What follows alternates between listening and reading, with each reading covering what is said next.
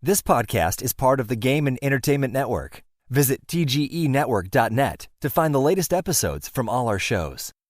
It's time for AggroChat, the official podcast of the Tales of the Agronaut blog and stalwart gaming community, where we talk about stuff and things, and the stuff about the things, and sometimes gaming. I'm Belgast, and let's start the show. Hey folks, it's that time again. Time for another episode of AggroChat. This is episode 145. Tonight I'm joined by Ashgar. Hello. Grace. Good evening. Tam. Hello. And Phelan. I'm a Huffle. I'm a Hufflepuff. we may be getting a Kodra later. We don't really know one way or the other. So Kodra has an excessive amount of stuff on his plate right now. Like an excessive amount of stuff on his plate. Somehow he managed to schedule like all of the most stressful parts of being an adult all at the same time. Yep. Good job, Batman. At least he's gonna get it all over with, and like it's like pulling off a Band-Aid. And if he makes it through alive, it'll be really cool. Please make it through it alive. Also, like Tam, I'm really surprised that you're here because you're also going through a stressful weekend. I mean, Well, aren't you like setting up for the move this weekend? yeah. That's stress. I mean, I guess. Like, I don't know. I hate moves, so like I to do me too. that's stress. Yeah. I do too, but like, disliking something and being stressed out about it are really different things for me. I don't know.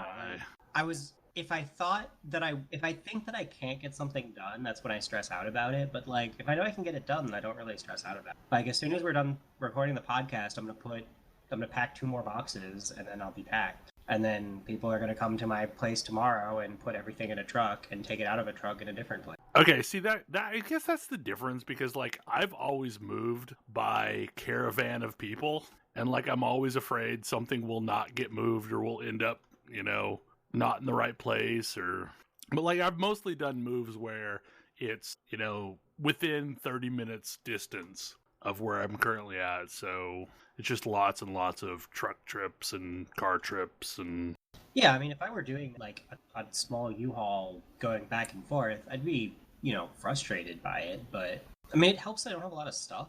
Well, you downsized considerably when you made the trip across country. Yeah. So that has to have helped. I mean, so not counting, just like looking around, I've got a computer desk, a lamp, 2 shelves, a television, a bed, a nightstand, a dresser, and 11 boxes. You live a much more minimalistic life than I do. Like, yeah, I just don't have that much stuff. So it's hard for me to get stressed out about moving stuff around. Not a lot of it. I'm a lot more stressed about actually having furniture in the new place, because it's going to be pretty sparse in the new place for a while. No, talk to me in 2 weeks when I start the new job and see how stressed out I am about that. Yeah, definitely. But hey, you have a nearby IKEA, right? I don't. You don't? No. Well, okay, so what is your definition of like nearby? Because to me, like I drive 5-6 hours to get to an IKEA, and I do it like at least once a year. Well, that's madness. So like my definition is maybe different. I think my closest IKEA is 45 minutes away, and I'm like, nope. Oh God, no. Like I'd be at IKEA all the freaking time. No, I'm actually I do know the furniture that I want to get. It's just gonna have to wait a little bit. Like I found some it's actually really nice stuff that it's gonna be like quality, super nice furniture. I just need to get to the point where I can, afford it. So this is gonna be another one of those shows where we kind of wing it, as is evidenced by what the discussion has been so far, because quite honestly, like 2 events happened this week and neither of them are super interesting to talk about. Like I don't know what happened to me, but I apparently decided to level some casters because during the course of the week I got both sorcerer/scholar and black mage to 50. I mean, I got my Dark Knight all the way up. I'm a Hufflepuff. I am also a Hufflepuff. I was already a Hufflepuff, or I'm at least still not awful. So of note, like to make this make sense to anybody, I don't even not gonna make sense. No, I don't even remember when it started, but there's a video by Second City talking about the different houses of, the Harry Potter universe, and like, Gryffindor and Slytherin and Ravenclaw all have their thing. And when it gets to Hufflepuff, it's just like, I'm a Hufflepuff! Now, of note, like I have a lot of friends, really like being Hufflepuff, so they're going to be cross with me. But but somehow that got equated to being a bard in Final Fantasy XIV. Yeah, it was me, and I don't know why I had that association in my head, but it just happened, and I just ran with it, and now it has become a thing. So, Yeah. mission accomplished. In a manner of speaking. I feel like I don't know what some. I feel like through running a lot of experts and the occasional 24 player content, it's just like a lot of the players that are just not doing what they're supposed to be doing are bards this season or this expansion. So I don't. That's definitely not why I did. Like, I think it's more like a bard is the sort of thing that you don't really even notice that it's in your party unless they're doing something really wrong. Like, they have a job and they generally do it. They don't screw up in weird ways like the melee classes do, and they tend not to like pull things extraneously like the casters do. They just are kind of there and they do their thing. So maybe that's why I associate them with Hufflepuff. and it was hilarious before the show. This got brought up, and Grace was like, I'm a Hufflepuff, and we tried to explain it to Thalen, and he's like, yeah, I'm also a Hufflepuff. Thalen, who plays a Is bard. the pinnacle of barddom, like best bard I've ever known, best hunter I've ever known. Yeah, no. What about in that? I like the non-magic ranged classes.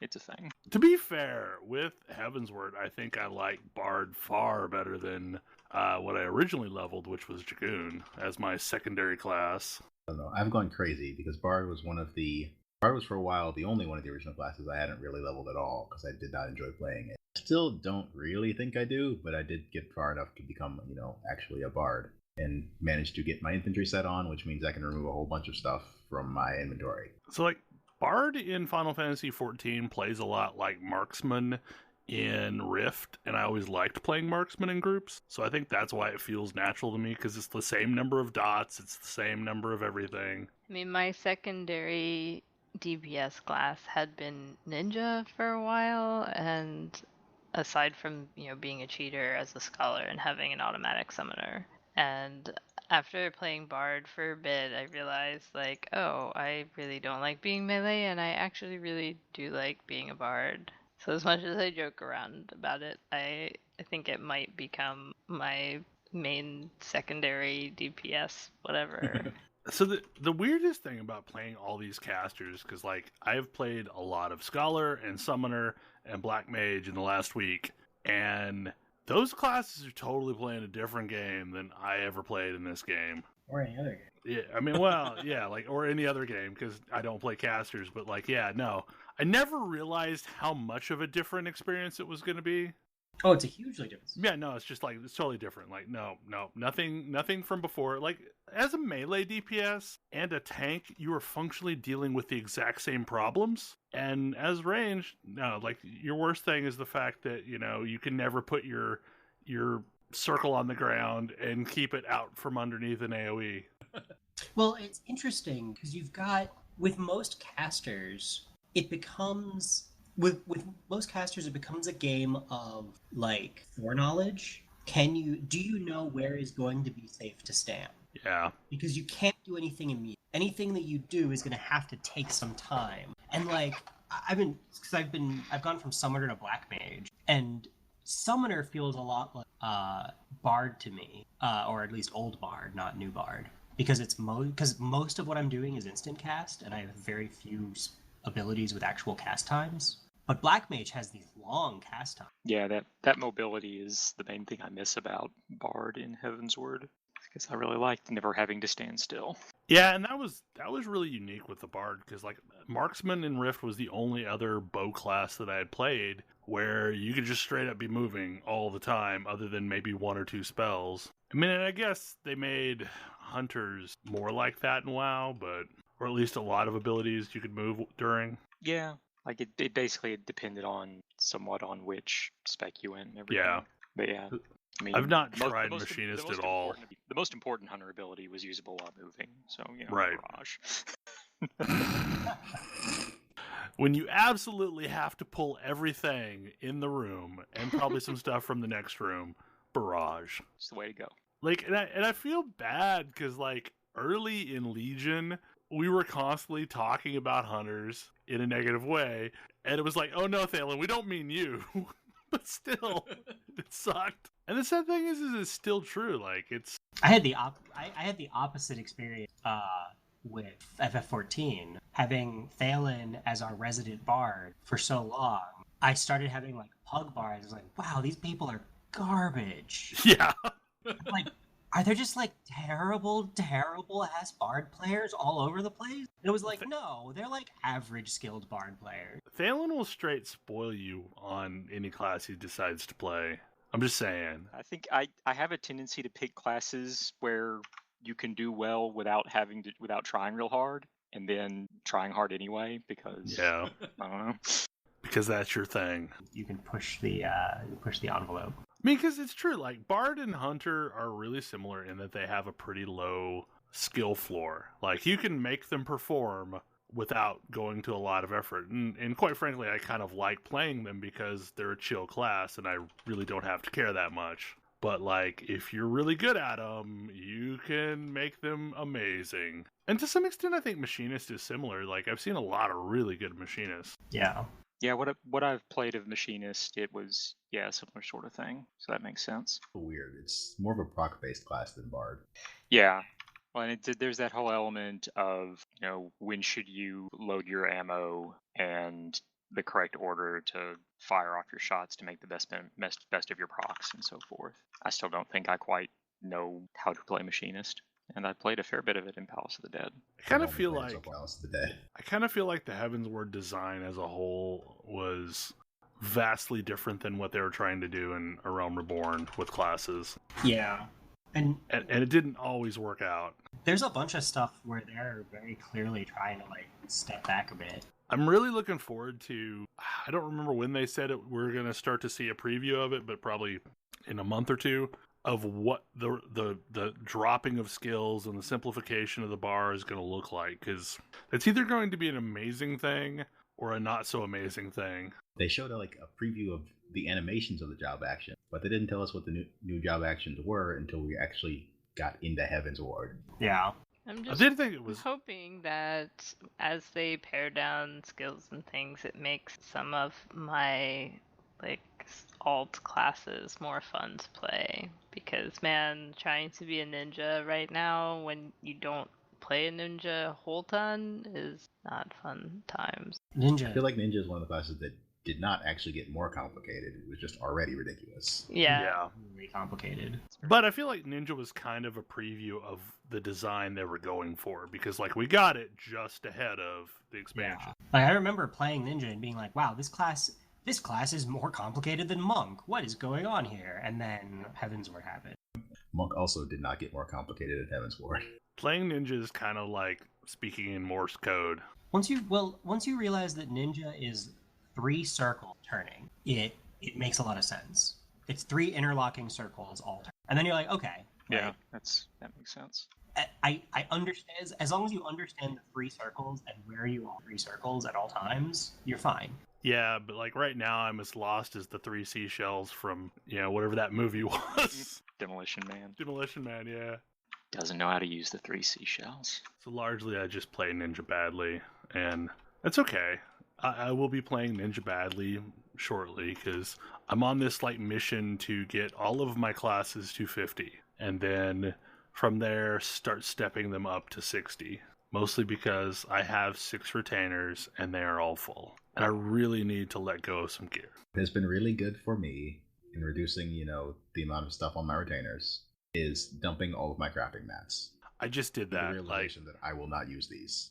Yeah, no, I just did that. And quite frankly, since I'm going to probably level my crafts through a combination of the Ixal dailies and the Moogle dailies, I'm not really going to need any of this shit for now. Yeah, that was my realization. Like, I'm keeping all these low-level materials, but I'm leveling my crafters through Ixal dailies and don't need any of that stuff. I mean, like, there will be a point where I want to craft something, but you know what? If I'm only crafting one of them, then I can deal with farming that item, or just buy it. Or send one of your retainers to get it in a lot of cases. Yeah, seriously. Yeah. My retainers are level 60 and therefore can acquire any mob dropped item in the game. I really need to level my retainers. I'm lazy about that. I need to gear my retainers so that they can go on higher missions, because like right now, that's the thing that's stopping me from sending out my botanist and my miner to go get more interesting things and level them. It is my retainers and my squadron are competing for which one of them is going to betray me utterly in rage for the neglect that I show them. I just so keep happy forgetting. with my squadron because I'm like halfway to having a full squad of Rogadin, and then at some point I'm gonna have a full squad of Rogadames, and I'm be really, really happy. We're gonna have adventures and fun times together. I just forget they exist because like it's in a place that I don't go often. That's how I feel about my retainers. I mean, I wish there was a lot of this stuff that I could put in my my guild house hall, whatever the room. I feel like it'd be hard to have a barracks inside your guild house. I don't know. If there was an item that let you go into your barracks from the guild house, then that's the thing is like the miss is my base of operations for everything. I really don't go to town unless I specifically need an item from town. I tend to go to the market board in town more often than I go to the one from... Oh, really? No, I use the one in the miss all the time. Because in Limsa, it's close, and the teleporting there is free. So I gotta say, like, just as an overarching theme, it's weird to be back in the rhythm of this game after being out for so long. I'm pretty happy about it. Took me several false starts to get back into this game again, but now that I'm back, I'm glad. Yeah, another thing that happened is this week I kind of quietly stepped out of the WoW raid. Mostly for a lot of reasons not directly related to Final Fantasy XIV, but like here lately I've got a reoccurring meeting that happens on Wednesdays that starts at 4 p.m. and oftentimes I'm not out of there until like 6 p.m. And the raid starts at 7 p.m. my time. So by the time I drive home and try and eat, I just can't make that raid on a regular basis. And they've got a tank that's been filling in, and really for the good of the raid, it's probably best that they, focus on gearing that tank, and then I just quietly go by the wayside. I mean, and it helps too, because like honestly, I just haven't had the desire to play WoW at all. I've logged in a couple times lately with the purpose of, oh hey, I'll go do, emissary quests or whatever, and I just can't bring myself to do it. I do need to get in sometime before Tuesday and do the stupid moose quest. Make sure you set aside lots of time. It's a lot of archaeology. I know. But 600 moose bones. For me, like, I had been kind of churning away at a reasonable pace with WoW, and then the last major patch, I got whatever the horrible bug that made the load screens super long. And I have no idea what it was, and there's some workarounds that sort of fix it partially, but they don't seem to make it go back to how it was before. And every time I update an add-on or something, it seems to break it again. And just like, it's just infuriating. Like a couple of times I was like, oh, I'll log into WoW and like just do some questing or whatever. And I would get so infuriated at the super long load screens that I just quit. That's part of it too, because like I normally pop back and forth between my class hall and Dalaran and other. That's how I moved around because it was free. And every time I drop down from my class hall, well, not every time, but I would say probably, 1 in 3 times, it just crashes me to desktop. And then I have to load back in, and I get hit with the really long load screen, and I'm in the middle of Azuna because that seems to be where warriors go if they fail dropping down from, WoW Valhalla. There's this spot in Azuna that you go to. So then I have to figure out my way from Azuna to wherever the hell I was intending to go. And more often than not, I just log out because it's not worth the hassle at that point. What was weird about Final Fantasy XIV is it feels like I'm not doing anything super epic. Like I'm doing a lot of Palace of the Dead, like an excessive amount of Palace of the Dead. And I seem to largely be just fine with that.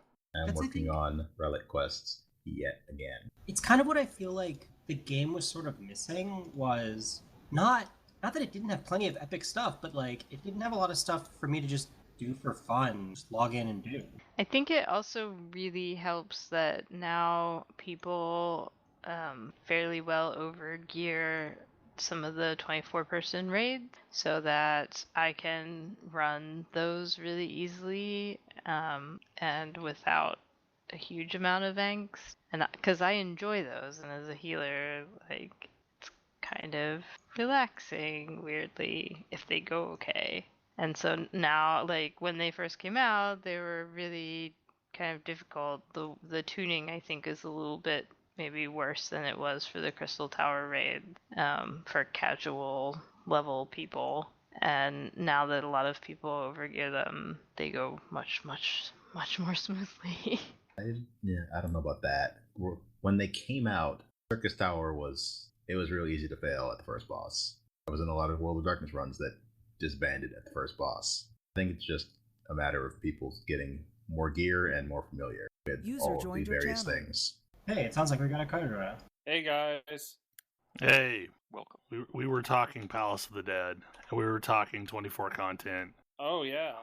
Because, like, realistically, that's all I'm doing is Palace of the Dead, and occasionally Grace is convincing me to do other things. Okay, I enjoy Wiping City. So I also enjoy wiping. I haven't done Dunscape. You I feel haven't? like We need to I fix don't this. think so. We definitely need to fix that. It's really fun. I feel like Dunscape is far better than Wiping City, or at least Dunscape I is- like it better. Dunscape does not like melee very much, but So to get past that, it's okay. So it is absolutely wiping city, but I actually think that what is the sphere fight? Ozma? Ozma. Yeah. I think that's like one of my favorite fights, like favorite raid content. I'm not gonna say in Heavens. There's a bunch of other good fights that Once I figured out what was going on, I liked it a lot, but it was really obtuse. Yeah, it's a little obtuse, but it's really cool. I'm actually now trying to think of what my favorite fight in the expansion is. It's not very difficult, but I do like the level 60 end of Heaven's Ward story fight. Oh, yes. Oh yeah, That was going to be my my pick also. It is not super difficult, but it combines every Not super possible difficult. mechanic. It contains and it's no great. mechanics you have not seen before, but It contains all of the mechanics you have seen. Oh man, that reminds me that I want to go back and work on extreme mode of that because that was actually really fun. I think so. That's the thing we could totally. Last week, I know we talked about, the things that made us salty, but, like, I think one of the things that's really been missing this expansion were the Hildebrand primal fights, for lack of a better word for them. trials that are just kind of silly. Yeah, no, they were so great. Like the Big Keep was last amazing. the Yeah, last amazing Gil- trial. Gilgamesh one. Yeah, Greg and Enkidu was fantastic. Yeah. We kind of got that with Brute Justice. Yeah, but I know, Yeah.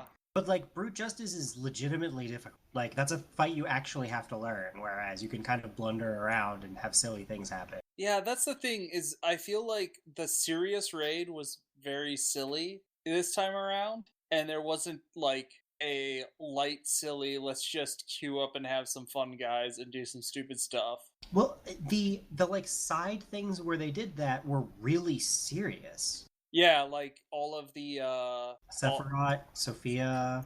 Warring Yeah. Triad quests. Yeah, the Warring Triads are like ultra serious, and they kind Yeah. of fill the same space as those one-off Gilgamesh raids, but like they're super serious. Doesn't the Warring Triad also have extreme modes though? They do, yes. Yeah, there wasn't like an extreme mode of Battle of Big Ridge. Like, Well, and I feel like that was intentional. well, part of it too was like those Hildebrand trials were the sort of thing that like everyone always wanted to do. Like we could pull one of those together really quickly because they were just fun. And they were the lowest common denominator of, well, what do we want to do? Well, let's go do this because it's a really fun fight. And sure, some of the fights in Alex are that way, but I don't like Alex is fun, but Alex as a whole doesn't feel right for that kind of content, like a comedic content. Yeah. The stakes are just too high in Alex. And honestly, like I think the worst part of Alex is the stupid pseudo crafting system to get your gear. Oh, the get multiple of X. Yes, tokens. yes. Well, because it's the kind of it's sort of designed to be the thing that you like pug a lot. Right.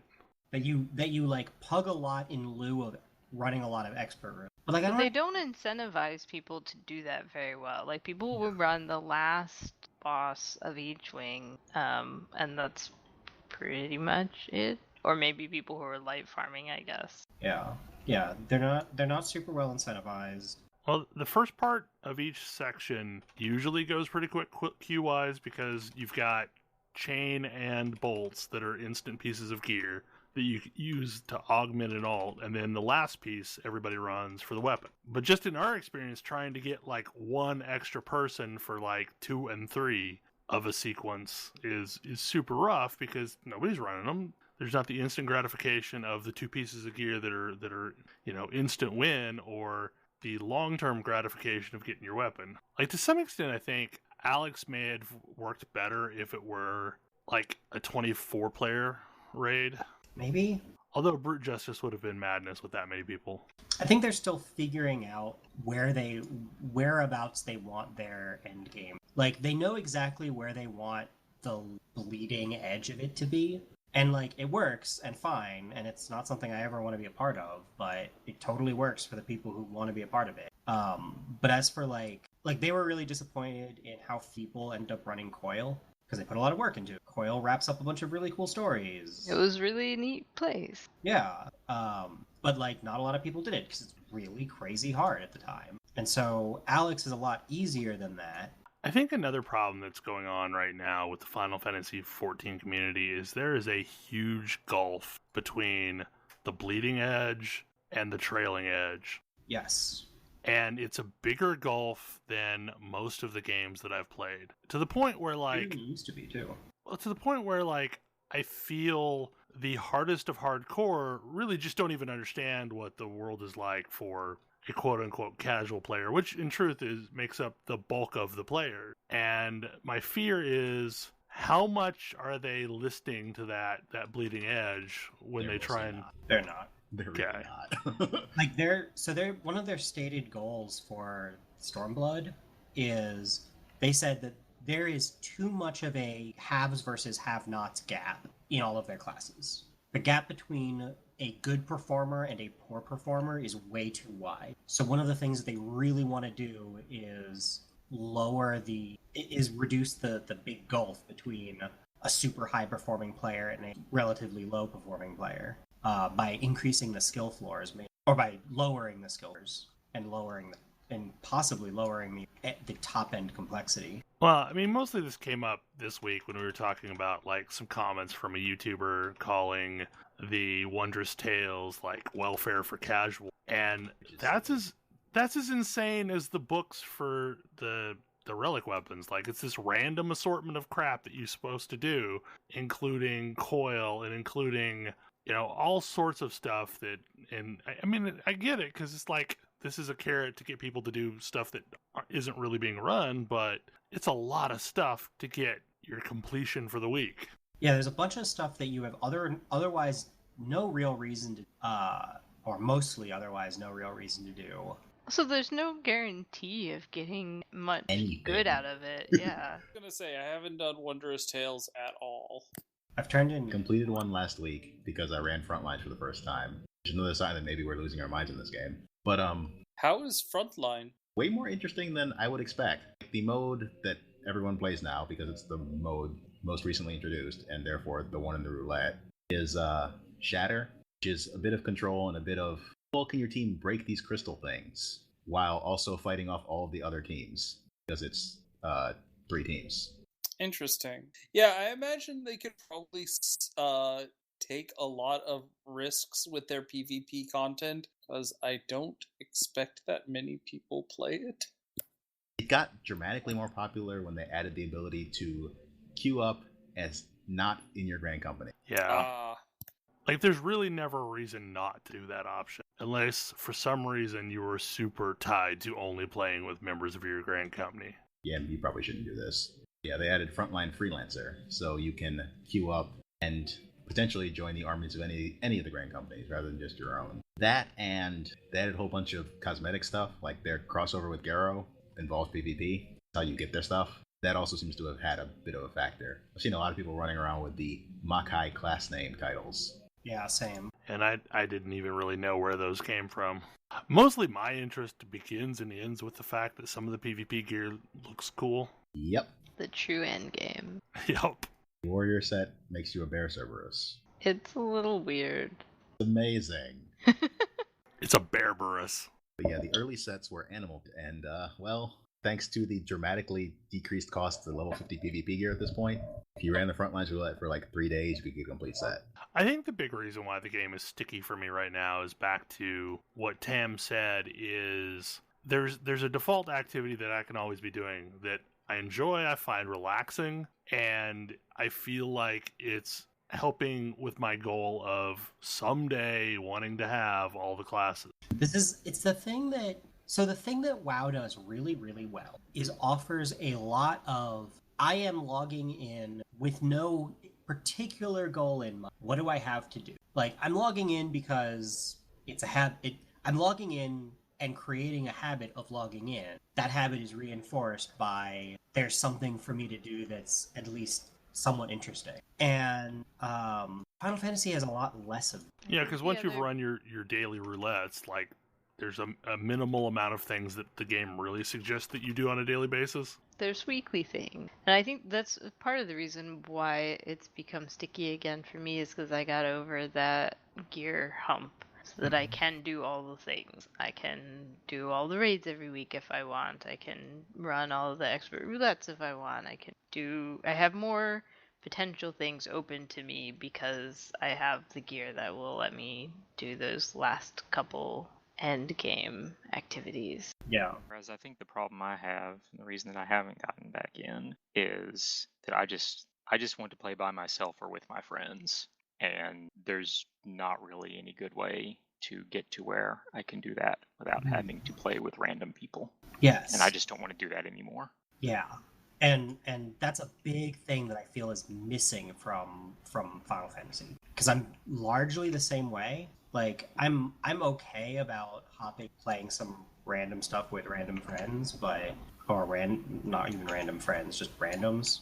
Well, so the thing, we've talked about this before, but the thing that is missing is modern hunt content, I think. Because that was something you could log in and do every day by yourself and slowly move towards getting modern gear. And that's just, it just stopped at some point. Because I don't think there were ever upgrades past that first set of gear, were there?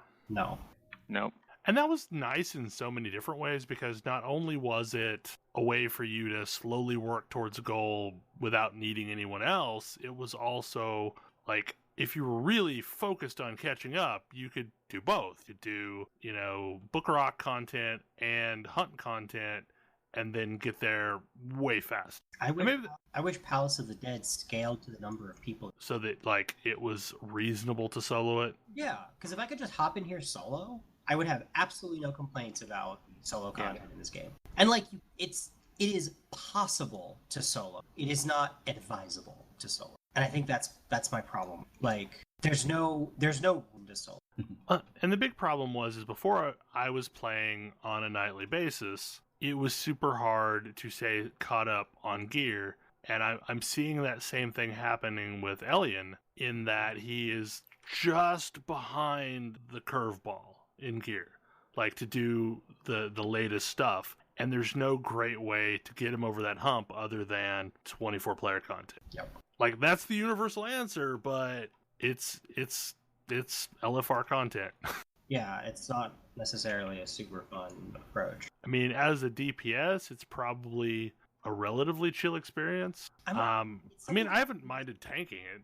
I'm always surprised that nobody ever asks about that or maybe maybe they do and I miss it, but I never see anybody ask about solo player content in any of the, like, Q&As. Well, the thing is like, I don't expect you to get to the highest tier of content by soloing, but you should be able to get to the level of gear required to do the next set of quests. Like, that's the big thing, is this has been a constant sequence of the gate being 5 levels past where you can realistically get. Yeah. 5 levels past where it's... I mean, that said, I feel like as a group, we could catch you up pretty quickly, Thalen, because, you know, everybody caught me up and everybody caught Grace up. And I mean, I'm catching a lot of like people who are new and returning up right now. Like there's a good amount of new and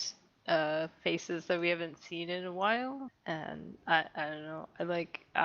I Final Fantasy will remain the game that restored my faith in pugging in the way that I used to love to pug in WoW and in SWTOR, where I was the person who was just notorious for just throwing myself against horrible pugs and coming out and telling the stories. And most modern MMOs sort of killed that for me, and Final Fantasy fixed it. And so I am pretty reasonably happy to run random stuff with anyone who needs a warm body. you know, and like a lot of times Grace has been grabbing me and we've been queuing together for an expert or whatever. And it's not a big deal. Like, I mean, it's been perfectly reasonable just to have 2 random people in the party, and it does not trigger my frustration with random groups in the way that it has in a lot of other places. Yeah, like, I still prefer to run something with friends, but like, if it's a friend, a couple of strangers, it doesn't bother me so much. Not in this game. It does in WoW, but it doesn't here. And I hated it in SWTOR. In SWTOR, I didn't run things with randoms in SWTOR. I ran so many things with randoms in SWTOR. That was really like where I built up the weird reputation for just throwing myself at pugs. And it definitely was not actually a great game to do that. Oh, it was misery. It doesn't kill you. Might make you stronger, but it'll definitely give you a good story. Well, and the weird thing is like, what's the Somal Hard? That final boss fight, you can just straight up screw your party with that. But even then, like, it's been super rare that I've wiped there. We've still somehow managed to make it through. As long as you have a tiny sliver you can stay on, you can keep going. Yeah, like, we still somehow managed to pull it out. The only times I've wiped recently running experts are in Balsar's Wall, when the tanks decide to pull, like, all of the trash up to the first door. And no.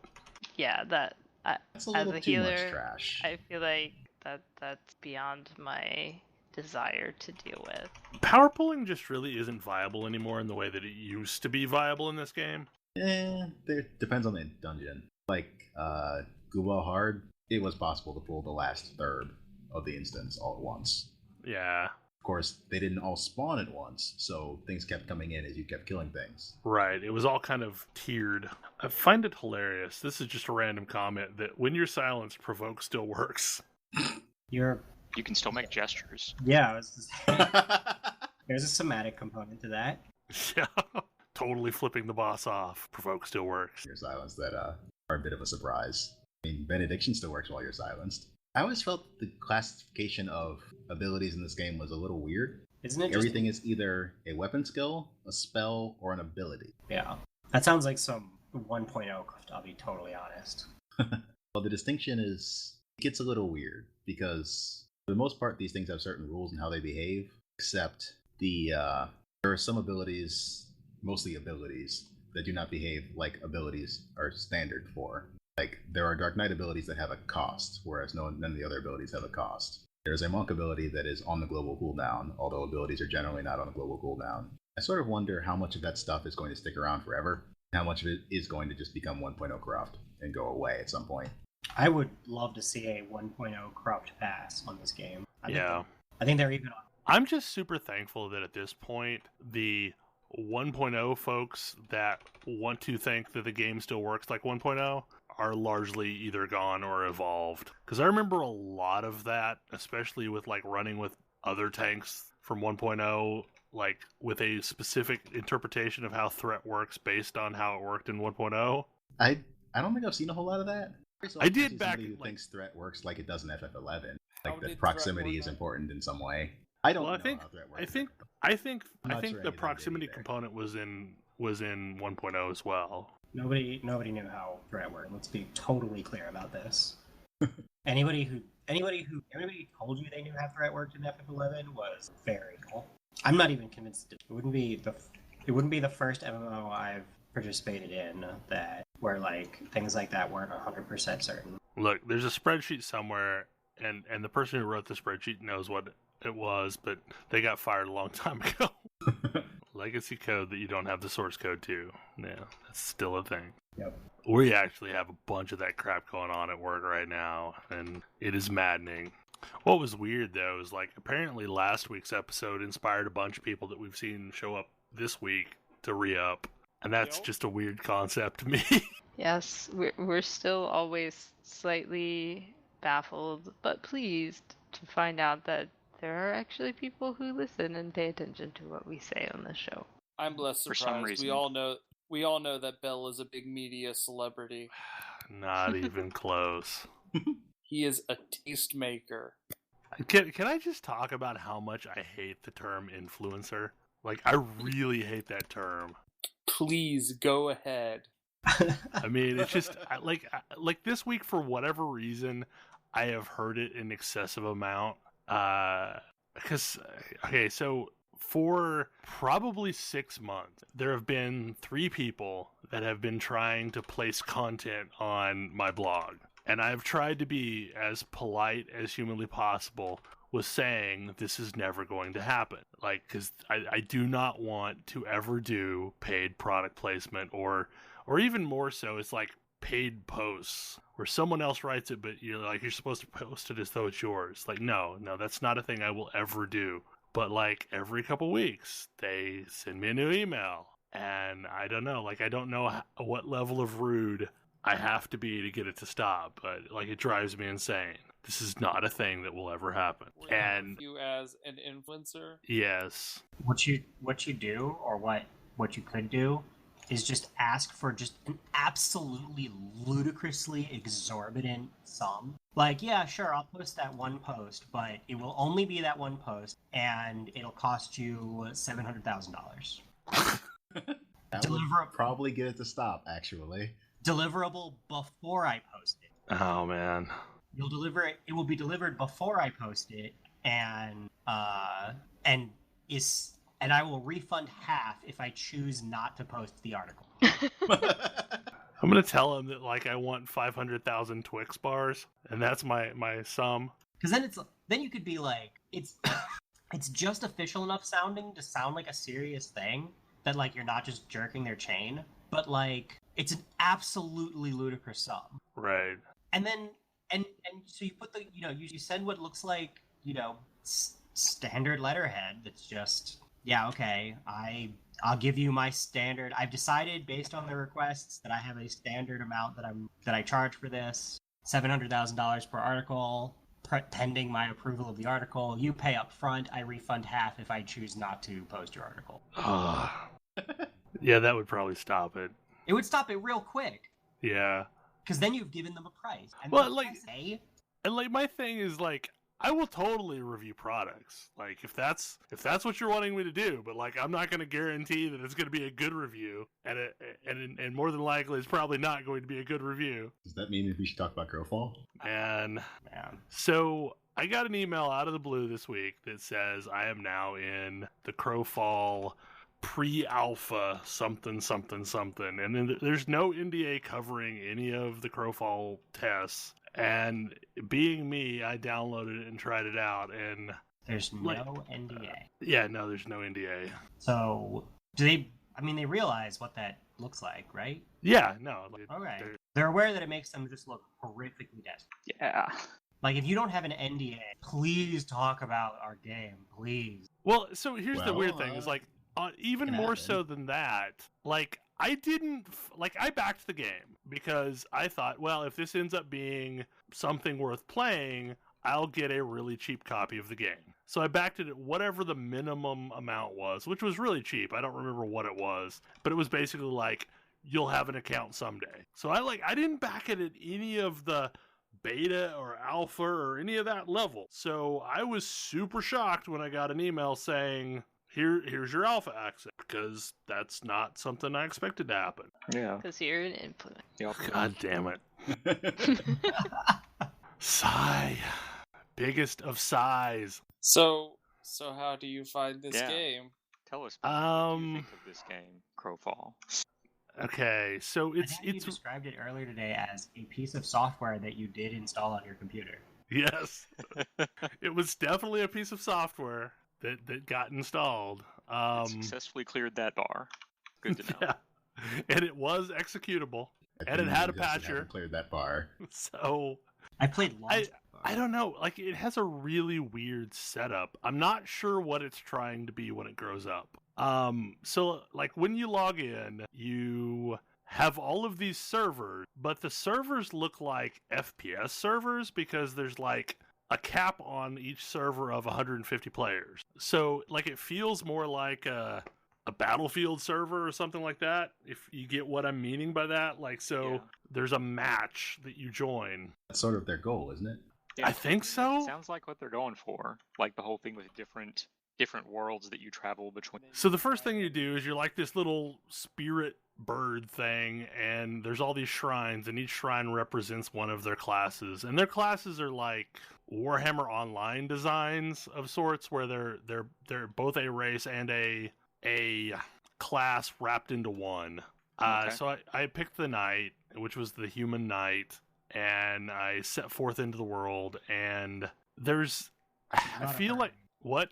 Not a bird. I'm not a bird anymore at this point. I'm now a human knight with the ability to harvest wood and punch things. Are you? And now I have to build stuff. I have to build all of my own gear in the world. So you set about harvesting lumber, and I was able to craft a hammer to harvest rock, and then I was able to craft a mining pick, and then finally when I had a mining pick, I could make armor.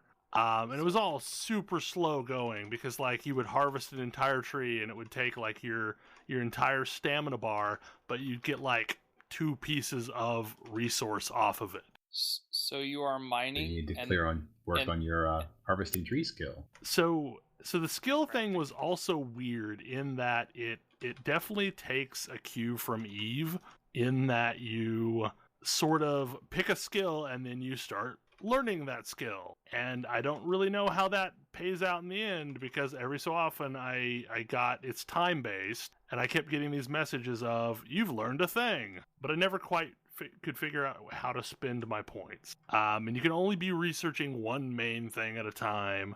So like you have to choose combat or crafting, or I don't remember what the third category was. And then you have classes, and you can pick 3 classes that you're researching at the same time. So I was researching Knight and Ranger and some kind of battle castery type Shaman sounding class. So like, okay. So there really wasn't much combat, and that was the thing that I found weird, is like I had to hunt really hard to find anything to fight. Got it. There wasn't like a castle siege or something that you could No. just take part in? I don't know. Like I was on a PvE server, so maybe if I was on a PvP server, there was a castle siege going on. That's how I've seen it amazed to hear- presented most of the time. Yeah, I'm amazed to hear that there are PvE servers. I mean, it sounded like that wasn't really a thing that would fit with what they wanted it to be.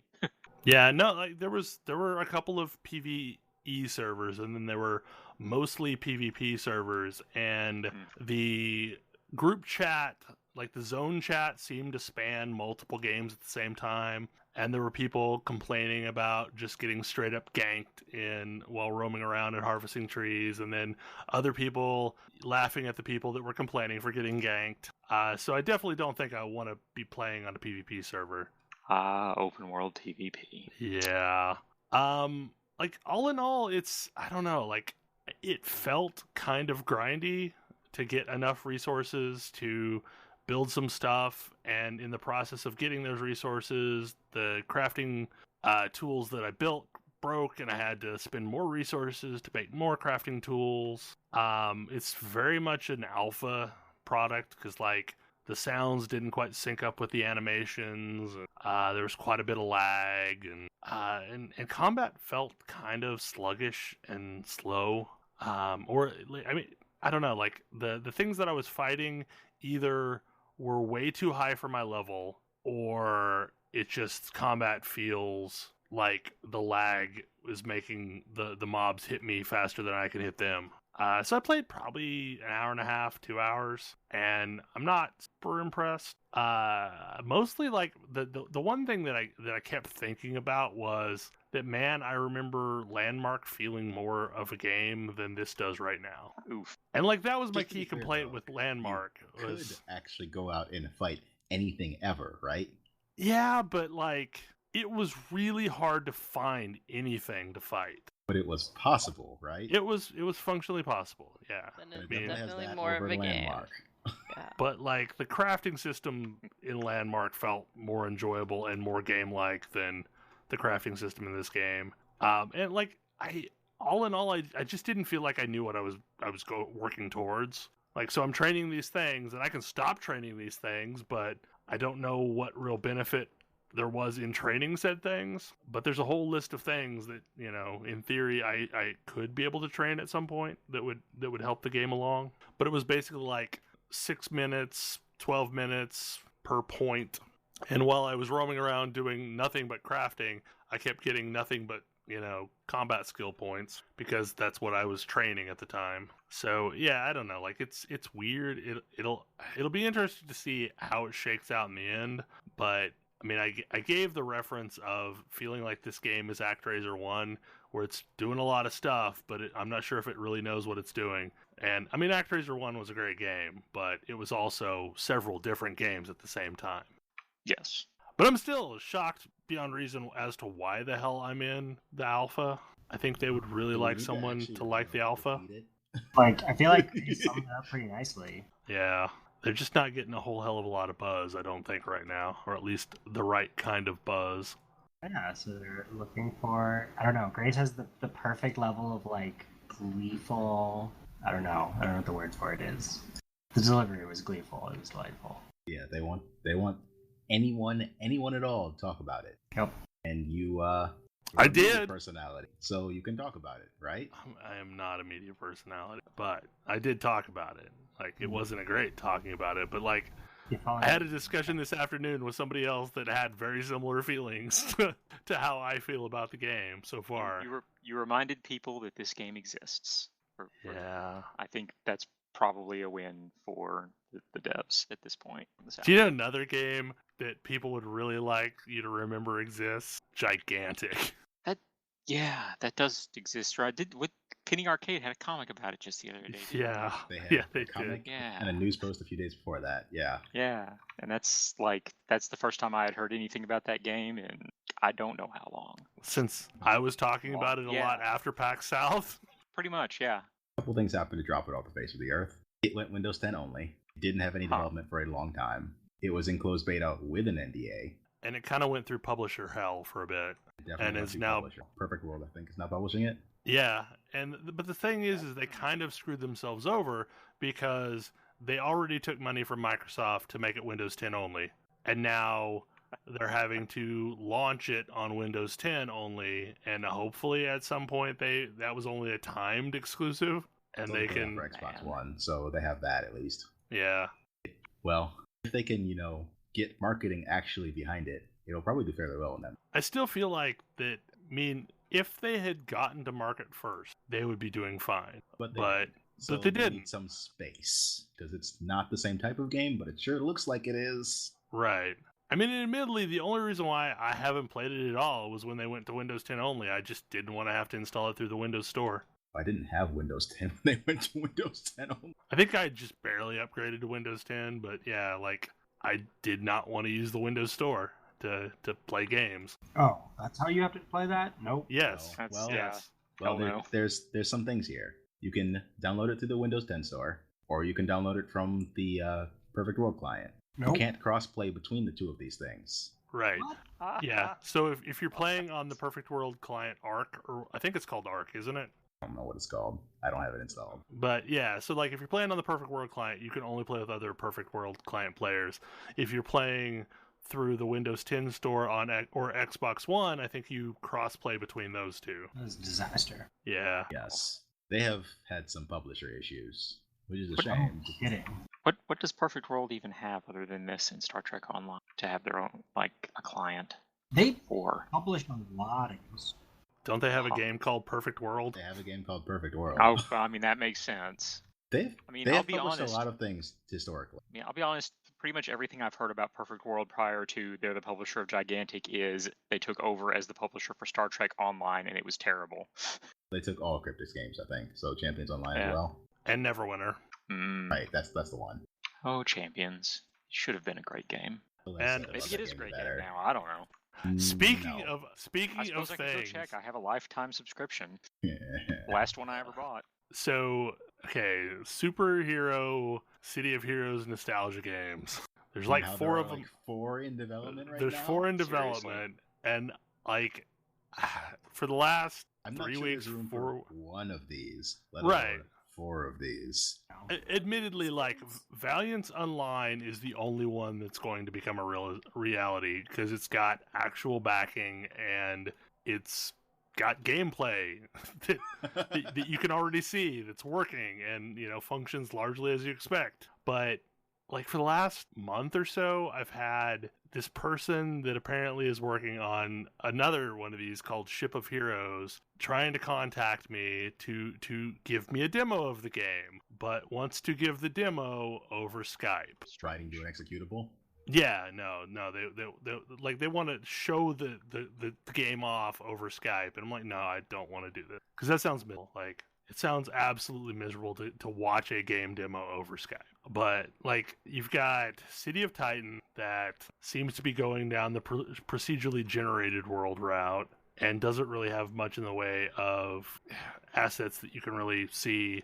There's Heroes and Villain, which, as far as I can tell, is just a bunch of really nice ideas that doesn't have any product. And then you've got Valiance Online that, for the most part, looks like a modern version of City of Heroes. Like, it looks really close. And I think Did they that's... decide to use City of Heroes for their UI as well? It's really similar to City of Heroes UI, so...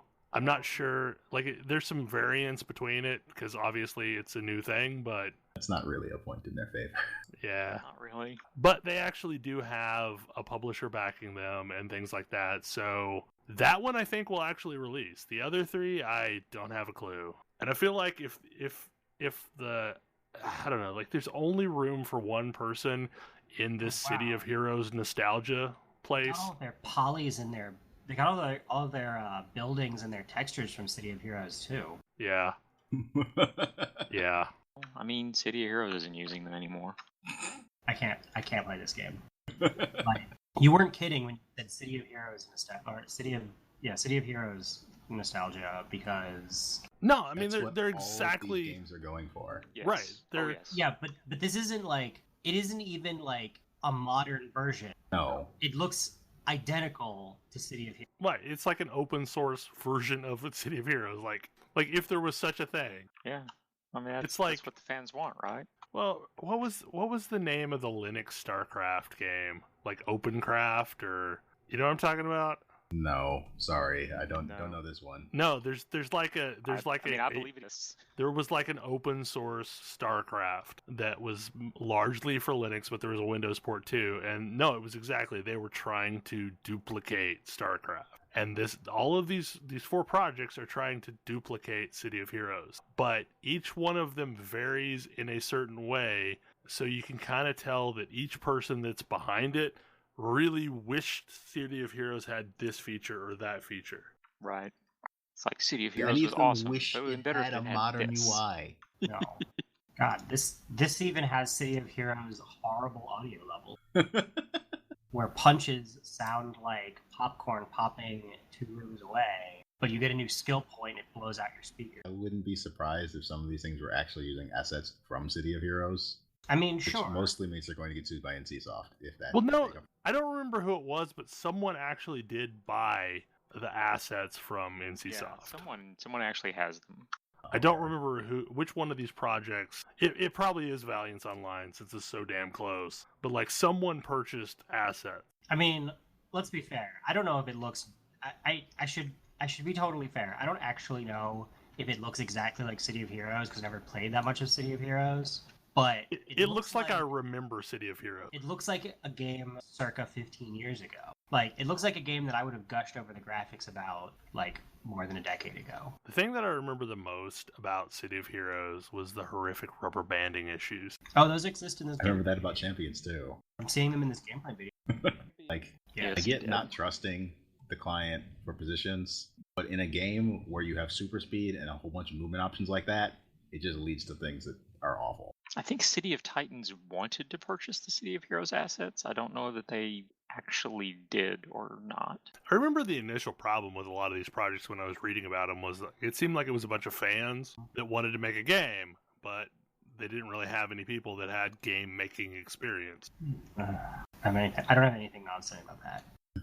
The new MMO space is Spartan. There's exactly one that I've been watching. Just Pokemon Go? I mean, wait. I haven't even been watching that. What did you say it was? Chronicles Something about it. Chronicles of Illyria. And the only reason I'm paying attention to it is because, unlike most of the other ones, it is doing something different, and it seems to have a very clear idea of what it's doing. I don't know if I like the stuff it's doing, but it is at least interesting. The name is going to drive me crazy because Illyria is a suburb of Cleveland. So I think there's two things that are happening in the MMO space right now. One, the Western boom is long over. Like, it's been over for a very, very long time.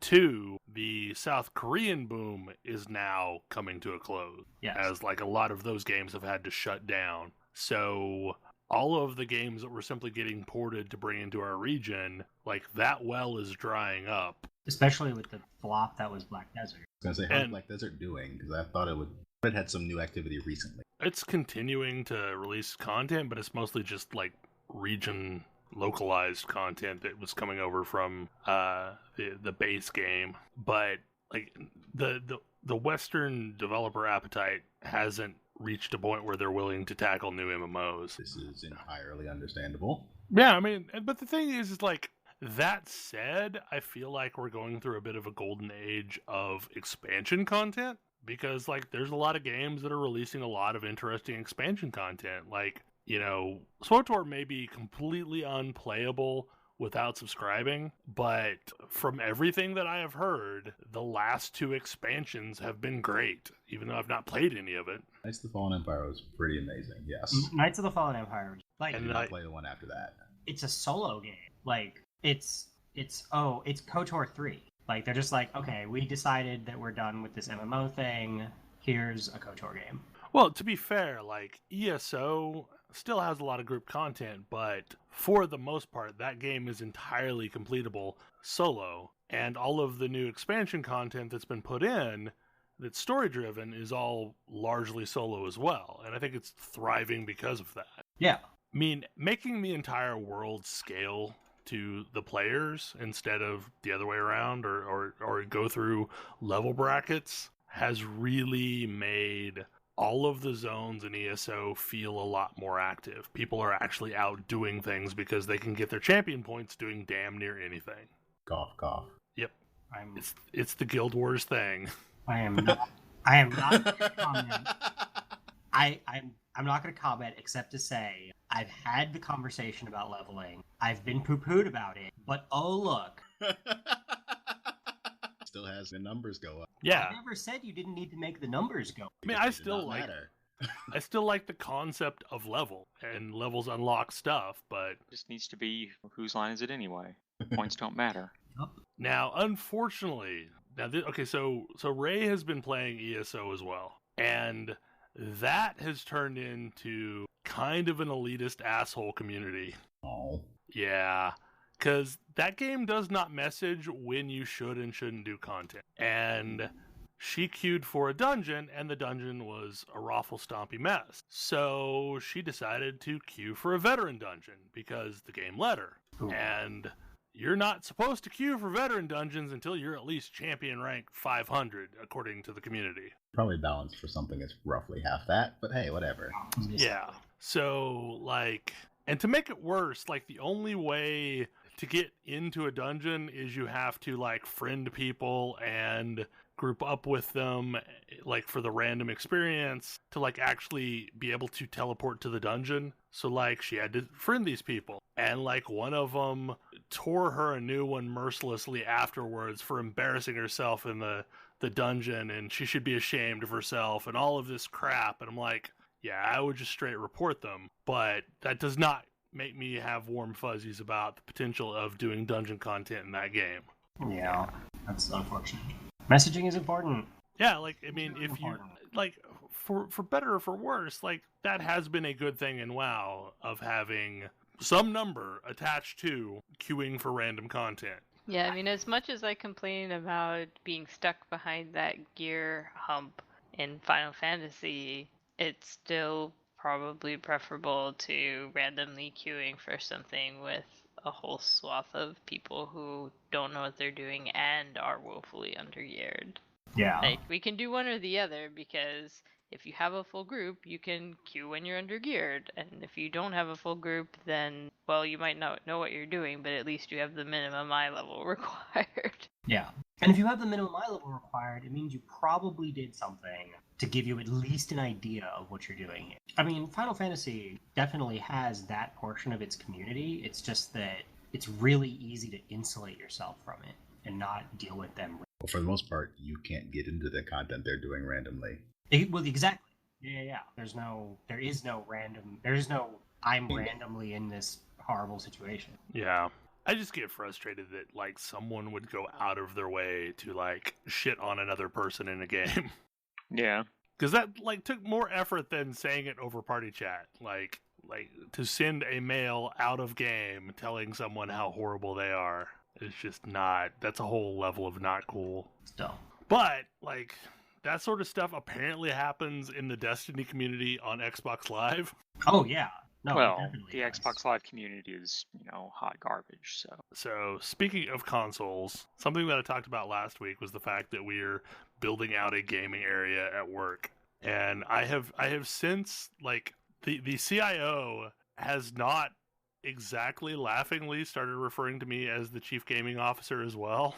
Get that on a card. Because, like, I'm getting them to modify their ideas. So, like, when we build this area, that it's not just going to be a video gaming area, that it'll have tables for board gaming and things like that. And in theory, it's going to work. And surprisingly, like, I presented my document that, like, had this crazy rundown of all the benefits of the different console systems. And weirdly enough, they wanted to go with the Wii U, which, like, I when we talked about it last week, that was what you all said was, like, the best option. And I agreed, like, for the purpose of 4-player co-op, that's probably the best experience. And they agreed, and even wanted to go with the Wii option, to where, we get controllers so that they can play the Wii games as well. Just so they continue to play Wii Sports Bowling. This is so they continue to play Wii Sports Bowling. And largely, the main, like, so the main thing that the CIO thought was that the Wii U would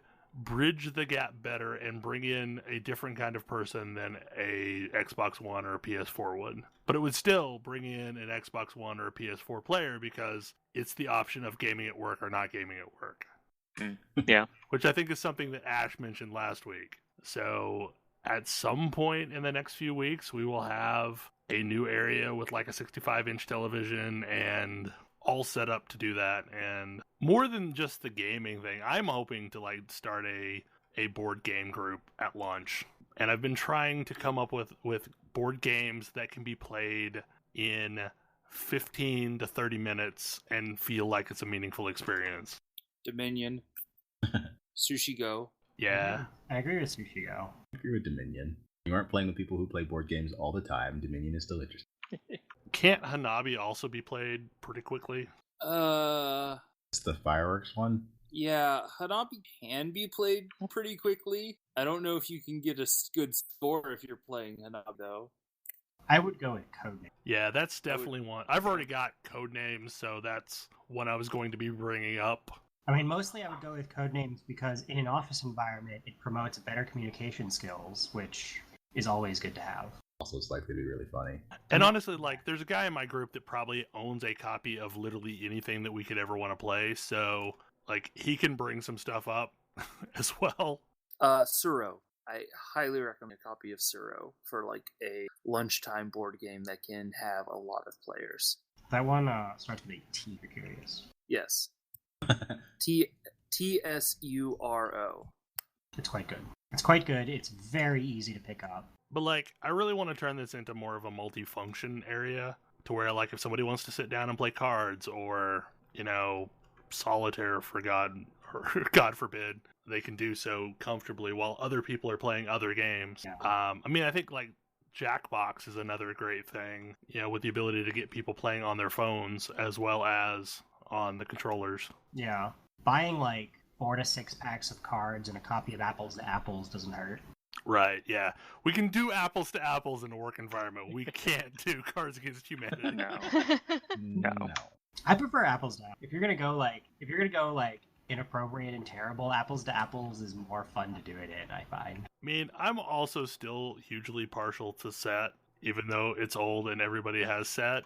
I like Set, and it goes quickly. But like, I'm mostly looking for things that like you can play a couple rounds of over a lunch hour, and it still feels like you had a meaningful experience. But it should be interesting. Like, for the first time ever, we have 2 directors and a CIO that really want to improve the morale situation at work. So it is interesting to see what all ideas people are throwing out. Give everyone more money. That's not a thing. Like when you work in the not-for-profit sector, that's not always a thing. That's fair. I mean, it's not a thing It's even true. in the profit sector, to be fair. Yeah. So they're looking for things that they can do that don't cost a lot of money, but will also make it a more enjoyable environment. Snacks. Well, we do, like, I mean, so, like, my group used to have cakes, like, every week, just because my boss has a sweet tooth. And, That would be real bad for me. yeah, now that he's, man, I just gotta say, gluten-free cakes are insane. Why would you do Because this? we legitimately have a member of our group that has celiacs. So it was Stop his eating cake. it was his birthday month, so we were gonna get like a gluten-free cake. And for starters, it kind of tasted like, I mean, like it was the consistency of soggy grape nuts. Wow. And it Pretty didn't- sure I Okay, would so stop I've eating had- cake. Like it didn't I've really had- stick together. I'm going to say I've had some gluten-free products. Like it was a I red velvet always- cake, and it was tasty enough. It was just weirdly consistent. I always think they slightly of vinegar because that is one of the reagents that you substitute in. But the worst part was, like, this was a reasonable sized cake, like for a group of like 8 people to eat, and it was like $90. What? Yeah, because here local, the only place that had such a thing was like the most hipsterish of hipstery bakeries. So I think we've decided, like, if we're gonna do anything gluten free, we're just gonna do cookies, because that was a little bit insane. Cool that you did it, though. Yeah, it was madness though.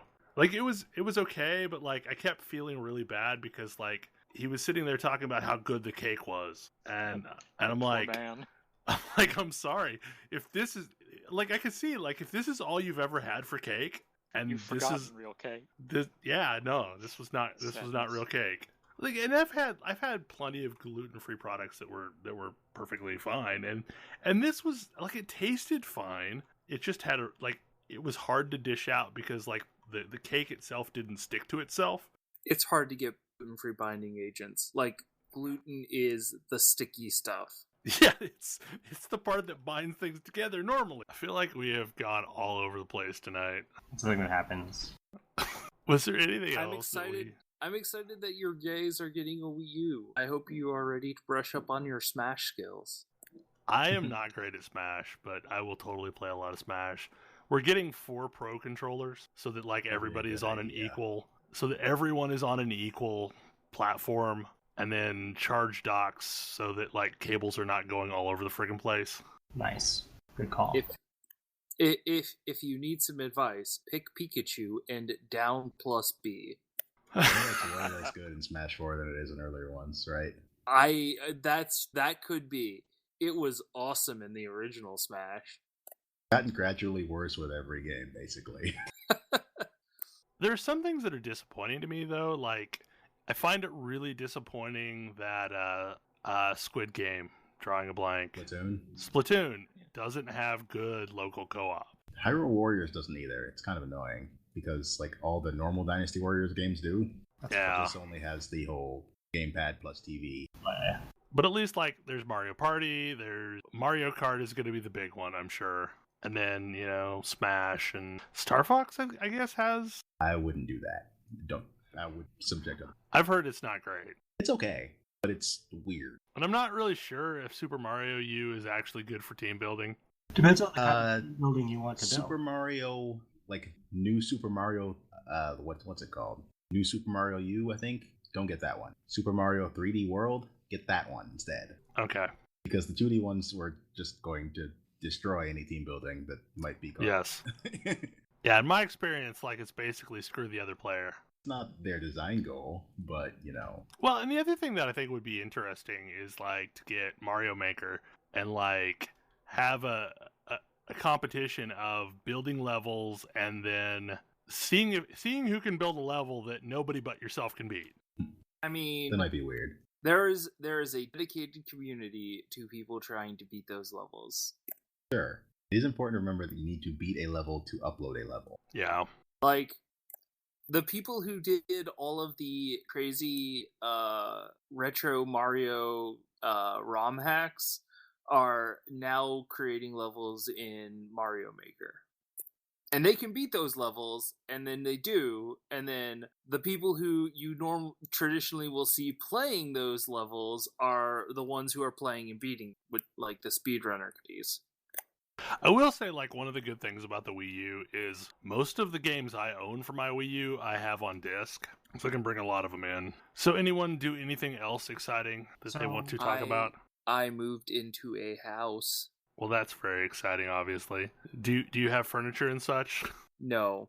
This conversation has come full circle. Yeah. From Tam's fear of not having furniture to Coder's realization of not having furniture.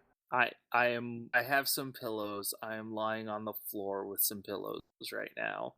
Yeah, because it kind of sounds like you're in a largely empty, echoey environment. I mean, I'm in a pretty large. I'm in the bedroom. Comcast was shockingly competent at transferring service, though. Like, I just had to show up at the house, plug my cable modem in, plug it into my router, and I had Wi-Fi. Oh, they charge you $150 they used to? No. That's a shockingly stark improvement in their customer service. So that happens around here with the cable company in that there's just too many people getting it to realistically try and have someone come out. So they heavily push the self-start kit. It's not even self-start. It's like, I guess this place was already wired for Comcast. They just did some back-end things, and now we have Comcast here. And it's using my sound services. I need to find out if the internet in my new place is actually set up. Like, they said, oh, you don't have to be there. We can let them in, and they'll set it all up. And I'm like, okay. And I got a call saying, hey, we're coming in to set it all up. Don't worry, you don't have to be here. We'll just get let in and turn it all on, and you'll be good. And that's the last I heard. That's what's funny about, like, at least me. Like, of all of the things for me to go without, internet is the one that I am going to be the least favorable about being without. Like, I can suffer without there. Well, yeah, but like electricity's like not likely. Nothing works without electricity, but like I could deal without, a bed, without furniture, probably long before I could deal without being without internet. Oh, look, I have internet in my place. I had internet in my place before I got the keys. I think you are accurately describing my situation right now, though. Everything's fine. Everything's fine. Like, that's also I don't know what you're talking about. I don't have a couch. I don't have a bed. I have internet though, so it's home. We're sleeping on an air mattress tonight. Here then. That was my first week. I had internet the first night. Eventually. So I just have to comment about this. Tam and I are now running circles around the top of Corey Mill. You're cheating because you're in your chocobo. I know. Quarry Mill is the traditional place to run circles around now. It's a big Like I call this Dalaranning because this is what I always did in Dalaran. You don't call it Dala running? No. Because, like, tenses. But I'm mostly using my Chocobo just so I can listen to the Chocobo theme while we're doing this. So, there are a bunch of really good games coming out this year, and it's gonna be... They're gonna have to be really good for me to not call Neo my game of... I don't know. This next month of games is going to try to put that to the test, I think. It's gonna try to put it to the test, but, like, I'm saying, they're gonna have to be real good. They may be real good. Like, I'm really excited about Horizon. I'm really excited about Andromeda. Horizon's gonna have to... I'm gonna warn you, depending upon how Horizon is, I may just not be paying attention on Tuesday. Just saying. I love you all, but like I may not be doing anything other than killing Zoids with a redheaded bow lady. Yeah. I got nothing on Tuesday. Guess I know what I'm doing. Yeah, I'm just saying, like, a game that lets me hunt Zoids, I'm down with that. I mean, I was gonna pick it up day one. Dinosaurs? Hunting robot dinosaurs. Yeah. Robot dinosaurs are always preferable to normal dinosaurs. I was gonna pick it up day one because my buddy's working on it. Well, like, I already had some credit from when my account got compromised and then they, like, funded, $50 to the wallet. Well, they refunded They got it refunded, but, like, they wouldn't go upstream. Like, they would refund it to the wallet. So I had $50 of the pre-order. I'm like, this is a title that I'm not going to miss anyway, so I'll go ahead and pre-order it. I just have no idea when I can actually preload it. And then the third is Zelda, and I'll be playing that on the Wii U, not on the Switch. Because honestly, like, I like the concept of the Switch, but there's really just not enough at launch to make me buy it. Most consoles generally don't have a whole lot going on at launch. And then there's talk of some hardware issues with some of the units to where the left Joy-Con doesn't work right. This has happened to, like, I think 3 different review units that various places have had. So hopefully that's not a widespread thing, and hopefully that was just pre-release hardware. I did play a little bit of God Eater after Ash reminded me that it was on sale. I haven't started God Eater, so I can't really comment on it. I apparently didn't know anything about God Eater, that it was even a thing. Oh. Like it's a way more story-driven game than I expected it to be, because like Monster Hunter is not a story-driven game at all. Monster Hunter is, hey, go out and kill some stuff. Yeah. It's kind of cool. Like I'm digging it, and the voice acting is pretty reasonable. Which is a surprise because that was a PSP game. Started playing God Eater 1. Yeah, I started with God Eater Resurrection, thinking that like maybe it would be beneficial for me to play that one before playing God Eater 2. Probably would, because these actually have a story. It was like combat so far feels way easier than Monster Hunter does, and I probably called the closest thing to Monster Hunter that's available on the PC, but I do not know. I know basically nothing about God Eater's combat. So it's you basically have this weapon that's modifiable, and you can choose to morph it into lots of different things. So like, if you put a dagger on it, on the top of it, calling it a dagger is a misnomer. Just saying, huge, these things are huge. Like they're massive. Like it looks like hitting something with a surfboard. But like there's a dagger you can equip to it that makes it like super fast and stabby, or there's like a sword attachment that like turns it into, half slash, half piercing. I went with Claymore, which is half slash, half crushing, which makes it super slow, but like it's this massive, weapon that you're running around with. And then all the weapons also have an alternate fire mode that turns it into a gun. So like I think I went with like a standard Gatling gun, which was the default. But like the controls are really good. It's definitely a use a controller, not mouse and keyboard though, because mouse and keyboard didn't feel very good. As mentioned, it was a PSP game, so yeah. Might still be some remnants of that. Well, so with mouse and keyboard, you pretty much have to move with WASD, but without mouse look, it seems. So it's got issues, but it's interesting. It's like I mostly was wanting something that would let me play that style of game, so I could get used to stick and move and stick and move and stick and move. And admittedly, you kind of do that in Souls games too, or at least you do in Bloodborne, which I guess plays different than traditional Souls games. Yeah. There's a lot of it's interesting. There's a lot of discussion about Neo where Souls players are like, I have real trouble with this game. Or something I noticed when Kodra picked it up, and hearing other people talk about it, it's the same kind of deal. The buttons are wrong. It's got a really different tempo than The buttons not being in the right place can't help. They have quick attack on X and heavy attack on triangle. Is it square and triangle? Square and triangle. Square and triangle, right. It was developed by Koei, right? Yep.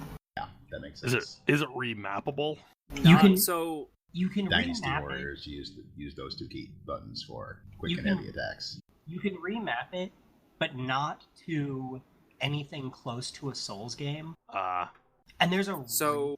Like, there's some really, really good reasons why you can't, but they don't become apparent until much later. So the Souls games are the two right triggers are quick attack and heavy attack, and the two left triggers are block and parry, and you cannot get that set up in this game. Yeah. And notably, for a variety of reasons, especially as you get deeper into the game, that would not be a functional setup. Because those L2, R2 trigger buttons don't work super well for the kinds of fast-paced comboing that you need to do with them. Because I noticed that none of the options allow you to have a heavy attack on an R2 or L2. But yeah, it's really interesting seeing how not just how used to a certain role set you get, but like seeing how a game makes its controls make sense or not. Because sometimes you'll have something that'll just have a different set of controls just for the sake of having a different set of controls, or your game is Turok Dinosaur Hunter and you have a different set of controls because who knows? Because nobody knows how to do controls in 3D and you're breaking new ground. But The funny thing is, though, is I remember playing the hell out of Turok Dinosaur Hunter when it came out on the 64. Oh, I played a ton of Turok Dinosaur Hunter, and I even changed my GoldenEye controls to match it, as well as Perfect Dark. Because it was a really good control scheme. It was really weird for the time, but it was really good. I never really played GoldenEye or Perfect Dark, and I think what happened is I got my 3DFX2 card, and then I just stopped giving a shit about the Nintendo 64 for a long time. I was all about PC gaming at that point. It's like the first time I played GL...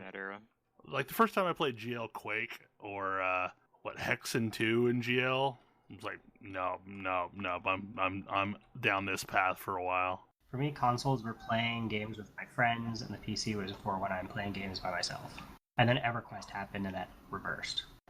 Well, this was in college, and I had two computers set up in my office in the trailer we lived in, and had a small LAN there, and we would play StarCraft or Warcraft over the LAN, and that became playing with friends, as folks would come over and we would do like tiny LAN parties. Okay, does anybody else have anything else that they want to talk about before we wrap things up? Because this has been a very meandery and rambly show, but I don't have anything that would not meandery and ramble. Yeah. The other games I played this week were FF15 and Tyranny, so we'll talk those later, I think. yeah. FF15 next week. I will say, like, all the talk of Gundams from Grace and Storm has made me kind of want to build Gundams. I was also doing that this week. You should join in this silliness. It's I've also been eyeing Gundams to build.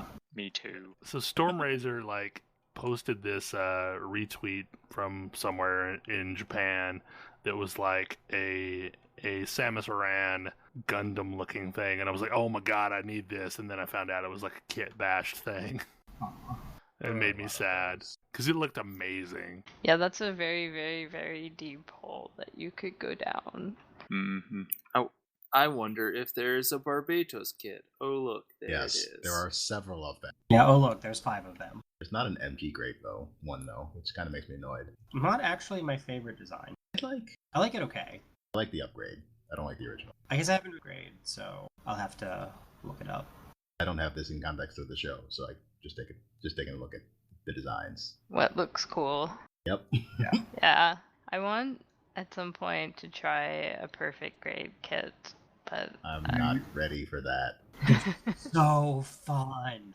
they seem a little ridiculous. I mean, like, the master grade kits are already pretty impressive. Okay, so real talk. There's a reason why I bite my tongue and fight the urge to ever buy more Gundam kits, because I built a few of them and they were fun and I enjoyed them. And then for my birthday, I think it was, my birthday fell at the same time as some anime con. I went to the con and picked up a perfect grade Gundam for myself, just as like a silly over-the-top birthday present. Put it together and decided that I did not want too many Gundams that weren't bad anymore. Because it was amazing.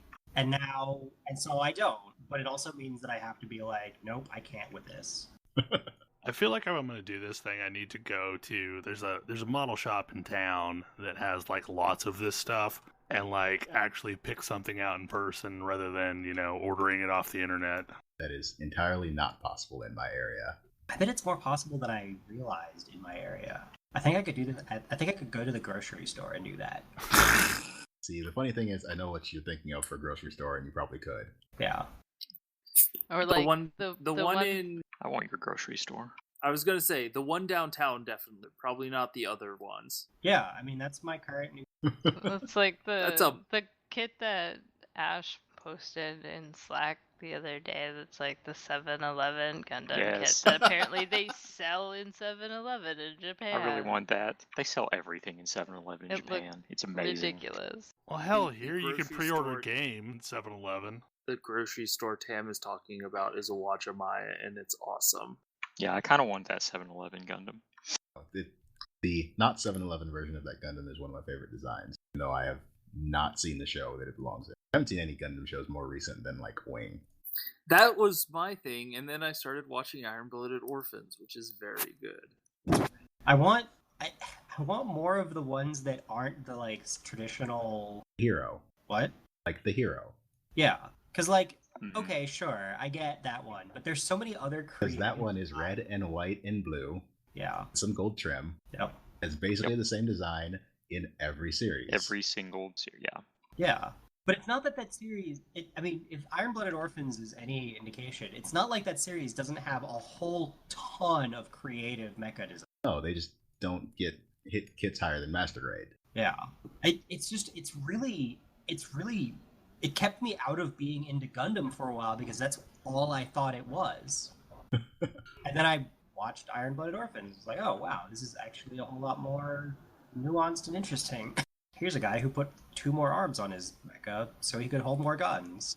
That's hilarious. I don't even remember where it was linked from. It was probably something Ash put in channel where the Gundam worlds for modified Gundams, and there's like all these little vignettes of like different things, and that doesn't sound familiar, so it's not something I did.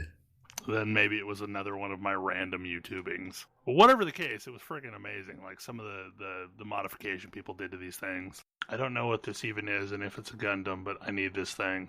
Bandai Death Scythe Hell. Yes, that's a Gundam. That sounds like Gundam Wing. That's a Gundam Wing. Yeah, it's kind of amazing Maxwell looking. Duos. Yeah, the Death Scythe Gundam model, awesome. A couple of those. But once again, this was a massive detour. Well, yes. Yeah. This is what we do. Nothing wrong with that. So, yeah, if you have anything interesting to add to any of the mini topics that we talked about tonight, I have a feeling that there are going to be some Crowfall fans that, like, really get angry with me. But if there are Crowfall fans... I'm sure there are Crowfall fans. There are fans of everything. If you're into I'm sure they exist. More power to you. I hope that game is everything you wanted. Also, I would like to hear why. Yeah, I would love to understand what is doing it for you in the current experience. Because I can't have been the only person that got in this week. But anyway, hopefully you enjoyed the show, and we like feedback. We like hearing from our listeners, because sometimes we forget we have them, and stuff like that. Good night! Good night! Good night. See you. Good night. Good night.